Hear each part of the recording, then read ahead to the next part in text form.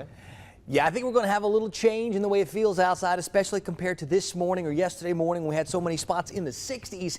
I think tomorrow it'll be 40s and 50s. I think Sunday morning it likely will be some 30s and 40s out there. So much cooler is on the way. But first, we have another warm one today where those top temperatures can climb way up through the 70s. I don't see a lot left on radar. We'll notice some wet spots out on the roads this morning. We did have a few showers in the overnight, and I do think we're going to continue to see maybe just a couple of those sprinkles get wrung out of the clouds. So if you see a sprinkle or two isolated this morning, that's what it's from, this boundary moving through the area. Things will try to dry out after this boundary, and by the time the next one gets here tomorrow, I question whether it's going to have enough moisture to work with to bring us any more showers. So we're going to lower those rain chances for tomorrow a little bit more. Doesn't mean we can't get a few sprinkles. I still think, especially maybe near the coast tomorrow morning, we can.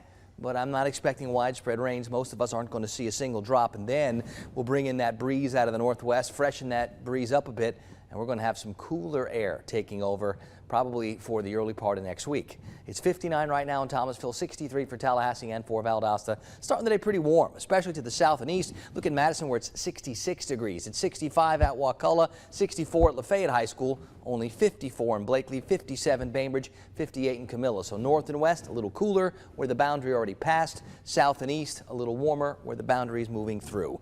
Now everybody's eventually going to have a northwest and north breeze today to bring in some of that drier air to limit what moisture the next boundary has to work with. I see a little bit of patchy fog down near Perry, near Cross City. Can't rule that out for the next couple of hours either.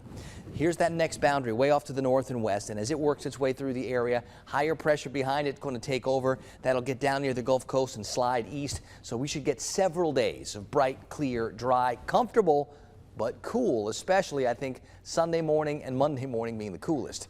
Now on the FUTURECAST, we'll notice some of the passing clouds still lingering a bit today, but there'll be decent sunshine too. And then early tomorrow, there can be some of those showers get wrung out of whatever's left of the moisture in the clouds. And once we get past that, I think tomorrow afternoon things brighten up, things clear up, that breeze freshens up, and we bring in a little different setup for Sunday and beyond.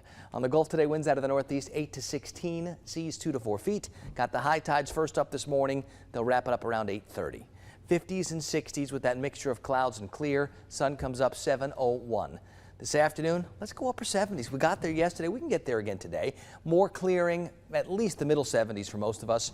Tonight, the cool spots will find the 40s. Other areas stay in the 50s, but different tonight compared to the past couple of nights. And we're going to start pulling that humidity out of the air. I see cooler and drier in the mix. I'll have a very small chance for a couple of sprinkles still early tomorrow, but for the most part, drying out this weekend, especially once we get to Saturday afternoon. And I see some really nice November weather starting Sunday, just cooler.